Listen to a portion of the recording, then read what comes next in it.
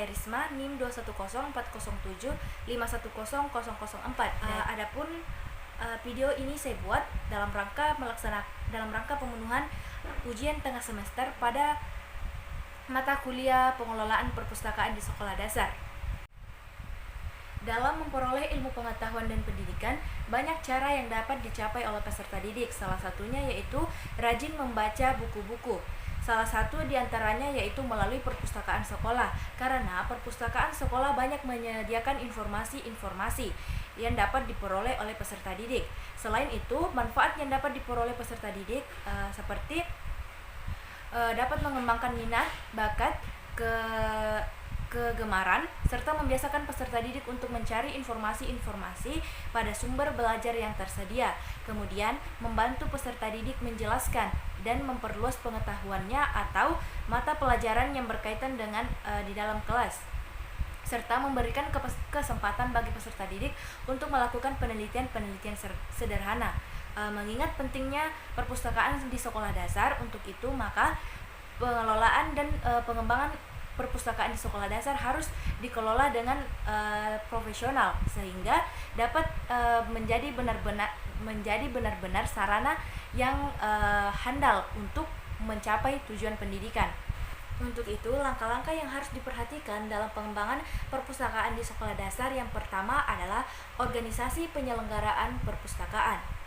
Dalam penyelenggaraan perpustakaan diperlukan kelengkapan organisasi, antara lain yaitu struktur organisasi, tata cara penyelenggaraannya yaitu berisi kebijakan standar pelaksanaan perpustakaan, serta waktu dan tempat penyelenggaraan perpustakaan tersebut.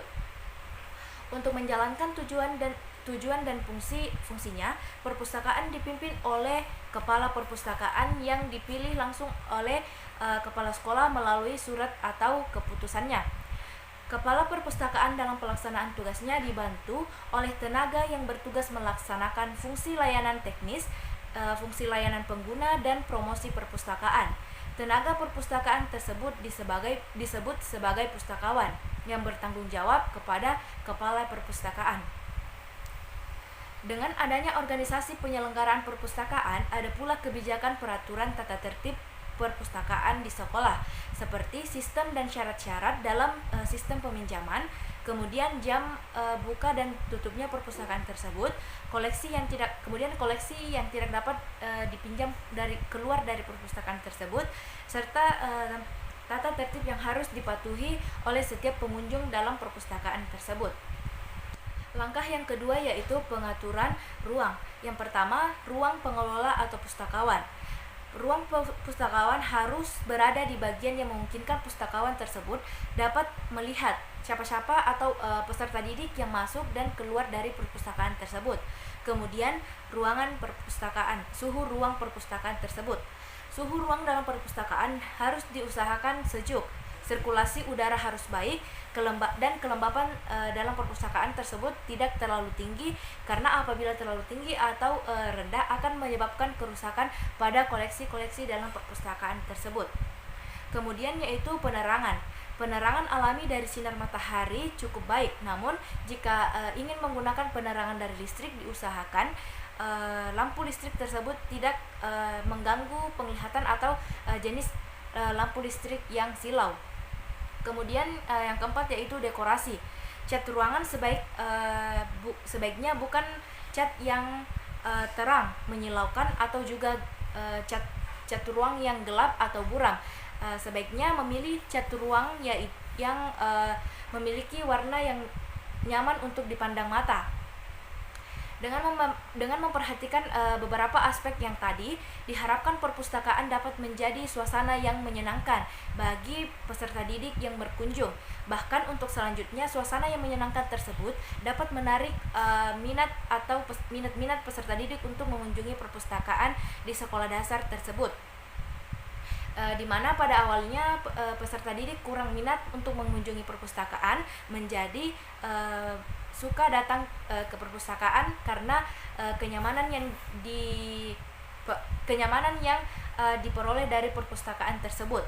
Jadi, sebagai langkah awal, perpustakaan harus mampu menyodorkan menyodorkan daya tarik bagi peserta didik atau penggunanya terlebih dahulu.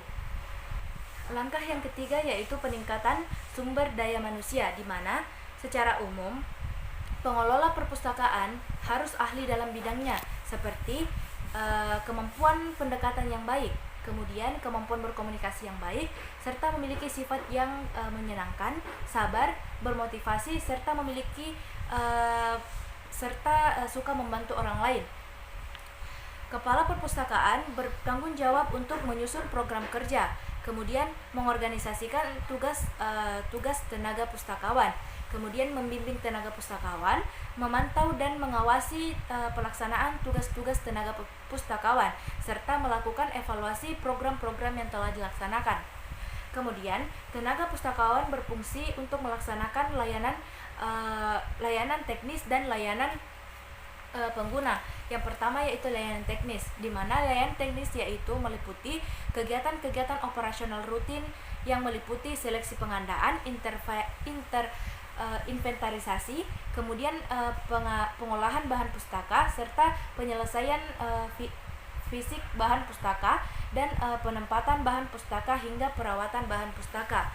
Kemudian layanan pengguna antara lain yaitu melayani keanggotaan, peminjaman dan pengembalian buku di rak, serta pengaturan koleksi-koleksi buku dan memberi jasa rujukan atau referensi, serta menyusun program perpustakaan.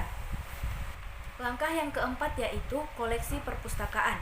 Standar perpustakaan yang baik tentu saja diukur dari koleksinya. Perpustakaan yang baik yaitu perpustakaan yang memiliki koleksi yang lengkap dan juga banyak. Selain memiliki koleksi yang banyak, koleksi tersebut juga harus bermutu. Jadi, tidak sembarang mengoleksi buku-buku atau koleksi yang lain. Salah satu prinsip dari perpustakaan yaitu selalu update dengan koleksi-koleksi terbaru sehingga tidak ketinggalan informasi-informasi. Koleksi-koleksi yang umumnya ada di perpustakaan sekolah dasar yang pertama yaitu buku pelajaran pokok. Buku pelajaran pokok yaitu buku yang digunakan dalam kegiatan belajar mengajar yang memuat bahan pelajaran yang dipilih dan disusun secara teratur dari suatu pelajaran yang minimal harus dikuasai oleh para peserta didik. Kemudian koleksi yang kedua yaitu buku bacaan fiksi. Buku bacaan fiksi yaitu buku yang ditulis berdasarkan dengan hayalan atau rekaan dari pengarang yang ditulis dalam bentuk cerita. Buku bacaan fiksi yang baik dapat memberikan pendidikan dan hiburan bagi para pembaca. Buku bacaan fiksi seperti dongeng, novel, cerpen dan lain-lain pada umumnya berisi cerita-cerita bergambar sehingga cocok untuk anak usia sekolah dasar. Kemudian koleksi yang ketiga yaitu alat peraga seperti bola dunia, artefak, kerangka manusia dan lain-lain. Ini adalah suatu bentuk atau bahan yang dapat dilihat dari langsung tanpa menggunakan media atau alat bantu, dapat diraba dan dapat dipergunakan untuk memperjelas informasi atau subjek yang sedang dibahas. Kemudian koleksi yang terakhir yaitu bahan pustaka non cetak seperti koleksi audiovisual, audio tape seperti kaset dan CD, kemudian slide dan koleksi multimedia. Demikianlah langkah-langkah pengembangan perpustakaan di sekolah dasar yang saya sampaikan. Kurang dan lebihnya mohon dimaafkan. Wassalamualaikum warahmatullahi wabarakatuh.